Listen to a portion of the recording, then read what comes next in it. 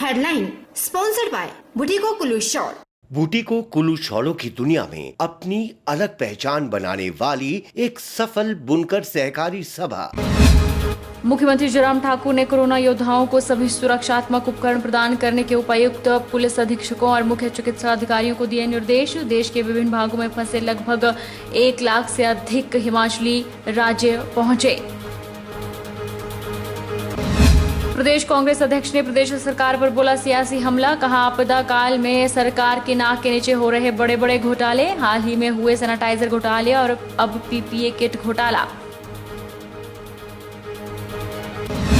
मंडी जिला के सुंदरनगर बाजार में पसरा सन्नाटा, दुकानदार ग्राहकों के इंतजार में पलके बिछाए बैठे, समय को 5 से घटाकर 3 बजे तक करने की मांग। और अपना सामान बेच घर के लिए किराया जुटा रहे मजदूर, 30 श्रमिकों ने अपने परिवारों संग कुल्लू से किया पलायन। श्रमिकों का कहना, हालात ठीक रहे तो वह वापस आएंगे काम पर। नमस्कार, आप देख रहे हैं एचपी 24x7। मैं हूं जनीशा। मुख्यमंत्री जयराम ठाकुर ने वीडियो कॉन्फ्रेंसिंग के माध्यम से प्रदेश के सभी उपायुक्तों, पुलिस अधीक्षकों और मुख्य चिकित्सा अधिकारियों के साथ बैठक की। अध्यक्षता करते हुए अधिकारियों को देश के विभिन्न भागों से रेलगाड़ियों द्वारा राज्य में पहुंचने वाले लोगों की जांच करने वाले डॉक्टरों, पैरामेडिकल स्टाफ, पुलिस कर्मियों और अन्य कर्मचारियों को सभी सुरक्षात्मक उपकरण प्रदान करने के निर्देश दिए।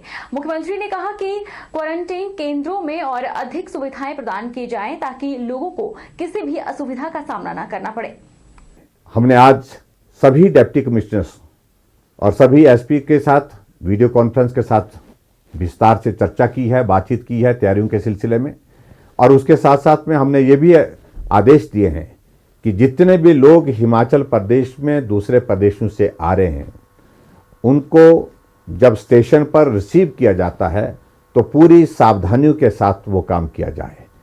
हम चाहते हैं कि कोई भी हमारा कोरोना वॉरियर, चाहे वो डॉक्टर है, चाहे पैरामेडिकल स्टाफ है, चाहे हमारा सफाई कर्मचारी है, चाहे हमारा पुलिस कर्मचारी है, कोई भी उस संक्रमण का शिकार नहीं होना चाहिए। ऐसी परिस्थिति में जो भी व्यवस्था करने की आवश्यकता है, उस व्यवस्था को करने के लिए सभी अधिकारियों को आदेश दिए हैं। और मैं इस बात को जरूर कहना चाहता हूं कि आने वाले समय में हो सकता है कुछ बढ़ोतरी और ज़्यादा हो, लेकिन फिर भी चिंता करने की आवश्यकता नहीं, क्योंकि ये लोग सीधे हम गाँव में नहीं भेज रहे हैं। इन लोगों को इंस्टीट्यूशनल क्वारंटीन की सुविधा में हम कुछ दिन तक रखेंगे। जब इनका टेस्ट हो जाएगा, टेस्ट होने के बाद जब हम आश्वस्त हो जाएंगे कि इनको कोरोना का वायरस नहीं है, ऐसी सूरत में ही उनको अपने अपने गांव जाने की अनुमति होगी। दूसरी तरफ से मैं आप सबसे भी इस बात के लिए निवेदन करना चाहूँगा कि एहतियात और जो परहेज, जो बातें हमने आपके साथ पहले भी की हैं, उन बातों पर ध्यान रखें। मेरा उन सभी भाई बहनों से, उन बच्चों से जो हिमाचल प्रदेश में इस संकट के दौर में दूसरे प्रदेशों से आ रहे हैं, अपने घर पहुंचने की उनकी बहुत इच्छा होगी स्वाभाविक रूप से। मैं उनसे निवेदन करना चाहूँगा कि वो भी हिमाचल प्रदेश में आने के पश्चात तमाम जो सारी बातें जो आवश्यक हैं कोरोना वायरस से सावधानियों की दृष्टि से, उनका पालन करें। अगर आपको प्रशासन इस बात के लिए आग्रह करता है कि आपको इंस्टीट्यूशनल क्वारंटीन में होना पड़ेगा, आपका टेस्ट 2 दिन या 5 दिन के बाद होगा, उसका इंतज़ार करें। मैं इस बात से सहमत हूं कि थोड़ी परेशानी आपको ज़रूर होगी, क्योंकि जिस प्रकार की सुविधा आपको घर में मिलेगी, जिस प्रकार की सुविधा में शायद आप पहले थे, उस प्रकार की सुविधा में आप वर्तमान में उस स्थिति में नहीं हो पाएंगे। अगर हम क्वारंटीन की बात करते हैं तो ऐसी सूरत में थोड़ा वक्त आपको परेशानी ज़रूर होगी, लेकिन वो परेशानी आपको संक्रमण से रोकने में मददगार होगी और आपके परिवार को भी और समाज को भी। और हमारा लक्ष्य है कि हिमाचल प्रदेश में हिमाचल का निवासी आने के बाद स्वस्थ होकर के रहे।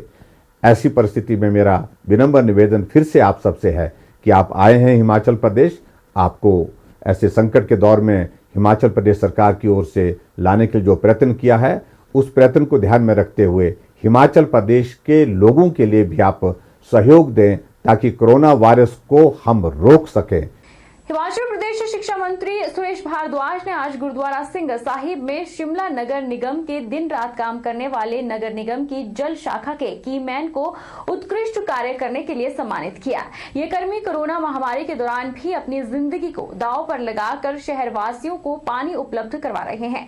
शिक्षा मंत्री ने कहा कि जब पूरा शहर घर में था तब बिजली और पानी विभाग के कर्मचारी हमारी सेवा में तत्पर थे। शिक्षा मंत्री ने सभी कोरोना फाइटर का आभार जताते हुए उनका धन्यवाद किया।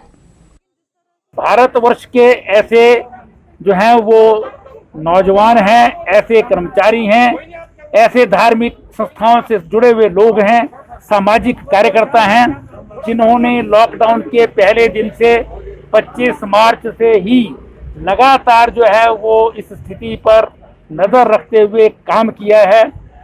ऐसे कर्मचारियों में हमारे पानी के जो विभाग हैं, जो कीमैन है, जो सबसे निचला कर्मचारी होता है, जो पानी को खोलता है और बंद करता है, जिसको सुबह 4 बजे भी आना पड़ता है, रात को 12 बजे भी उठ करके आना पड़ता है।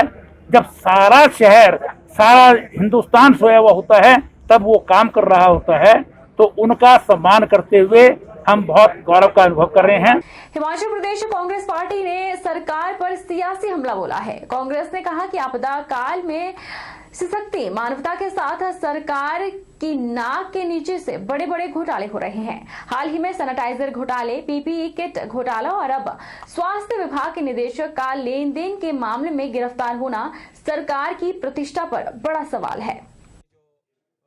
कांग्रेस प्रदेश अध्यक्ष कुलदीप राठौर ने कहा कि सरकार की आपदा से निपटने की तैयारियां नाकाफी साबित हुई हैं। सरकार को लोगों को देश में व्यापक पैमाने पर कोरोना केसेस के बाद लाए गए दूसरे प्रदेशों से लोगों की वजह से ही बड़ी समस्या पेश आ रही है।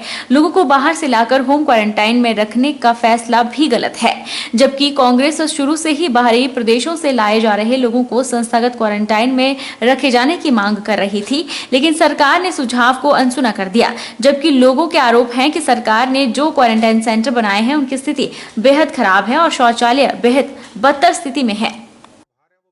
बिलासपुर में जो है पीपीई किट्स के नाम पे रेनकोट जो है आवंटित किए गए और हिमाचल प्रदेश में सैनिटाइजर को लेके घोटाला सामने आया और कल जो स्वास्थ्य निर्देशक है उनकी जो है गिरफ्तारी हुई है। और मुझे इस बात का अफसोस है कि आज जब ये बीमारी चरम सीमा पे है और जो मानवता है वो सिसक के रो रही है और उस वक्त कुछ स्वार्थी लोग जो है पैसा कमाने की सोच रहे हैं और गलत ढंग से पैसा कमाने की बात कर रहे हैं। हम मुख्यमंत्री जी से निवेदन करते हैं कि इस पूरे मामले की जो है जांच होनी चाहिए और जो भी लोग इसमें शामिल हैं, अगर उनके कोई राजनीतिक आका भी शामिल है, उन पर कार्रवाई होनी चाहिए। जहां पूरा देश कोरोना महामारी से जूझ रहा है, वहीं देश के कई सीमाओं को पार करके पश्चिमी बंगाल का एक व्यक्ति जिला किन्नौर के सांगला में पहुंचा है। इस व्यक्ति के बारे में जानकारी स्थानीय पंचायत द्वारा जिला प्रशासन को दी गई, जिस पर प्रशासन द्वारा परिवार के सभी सदस्यों को संस्थागत क्वारंटाइन कर दिया गया है। पश्चिम बंगाल का संदीप विश्वास, जो कि सांगला में दुकानदार है, वह कई राज्यों की सीमाओं को बिना पास के ही पार करके जिला किन्नौर पहुंचा है, जिससे प्रदेश और अन्य राज्यों के सीमाओं पर चौकसी कर रहे सुरक्षा पर प्रश्न चिन्ह लग गया है। वहीं इस मामले में एसडीएम कल्पा मेजर अविनेंद्र कुमार ने कहा कि पश्चिम बंगाल का एक व्यक्ति जिसका नाम संदीप है, वह बिना किसी मान्यता प्राप्त पास के ही जिला के सांगला में पहुंचा है। उन्होंने कहा कि इस व्यक्ति ने झूठी जानकारी देकर सांगला से शिमला और शिमला से सांगला के लिए मेडिकल पास बनाया था, जिस पर पुलिस ने मामला भी दर्ज कर दिया है। उन्होंने कहा कि व्यक्ति सांगला पहुंचने पर अपने परिजनों से भी मिला था, इसलिए जिला प्रशासन ने सभी लोगों को संस्थागत क्वारंटाइन कर लिया है।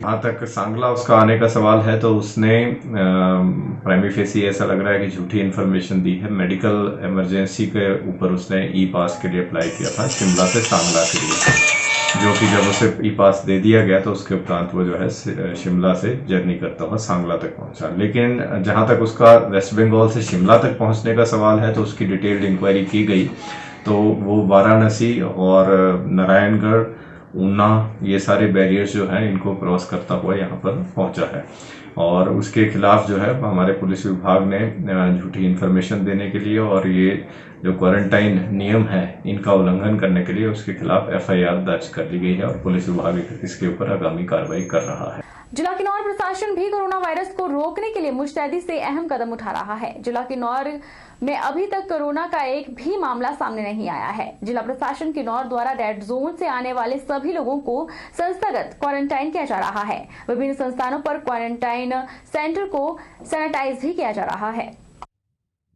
जिला के लगभग 280 लोगों को इंस्टीट्यूशनल क्वारंटाइन करने की कैपेसिटी है। जिला प्रशासन द्वारा सांगला, जीरा फार्म और किसान भवन में रेड जोन से आने वाले लोगों को संस्थागत क्वारंटाइन के लिए लगभग 40 लोगों की कैपेसिटी है, जहां पर आने वाले लोगों की देखरेख की तैयारियां पूरी की है। इस क्वारंटाइन सेंटर में अब तक 33 लोग आए हैं, जिनमें से 28 लोगों की रिपोर्ट नेगेटिव आई है और उन्हें होम क्वारंटाइन किया गया है। वहीं नायब तहसीलदार सांगला अनिल राणा ने कहा कि जिला फार्म और किसान भवन सांगला में रेड जोन से आने वाले लोगों के लिए तैयारियां पूरी रूप से की गई हैं।